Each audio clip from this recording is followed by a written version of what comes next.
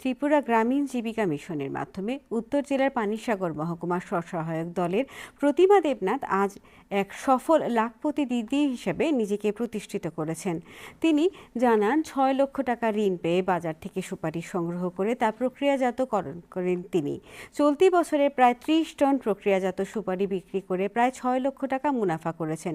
পাশাপাশি স্থানীয় বহু মহিলার কর্মসংস্থানেরও সৃষ্টি হয়েছে বলে তিনি জানান। পানিসাগর ব্লকের বিডিও মানুষ ভট্টাচার্য বলেন, মহিলা স্বনির্ভরতার লক্ষ্যে পানিসাগর আরডি ব্লক ত্রিপুরা গ্রামীণ জীবিকা মিশন প্রকল্পের মাধ্যমে নিরলসভাবে কাজ করে যাচ্ছে। ৬ লক্ষ টাকা দেওয়া হয়। এই ৬ লক্ষ টাকা দিয়ে আমার মেইন বিজনেস সুপারি ব্যবসা।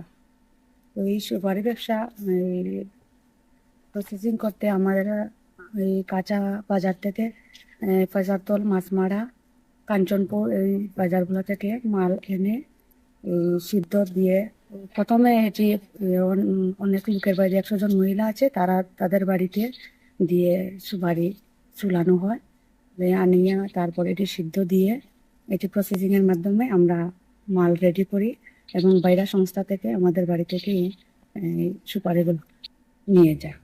আমাদের এখানে লোকাল উৎপাদ সুপারি আছে, এটার প্রসেসিং এবং ভ্যালু এডিশন সহ এটাকে বাজারজাত করা এবং এটার থ্রুতে আমাদের যে টিআরএলএম এর মহিলারা দিদিরা আছেন, এসএইচজি দিদিদের, তাদেরকে সশক্তিকরণ এবং তাদের আয়ের একটা উৎস করে দেওয়ার জন্য আমরা উদ্যোগ নিয়েছি।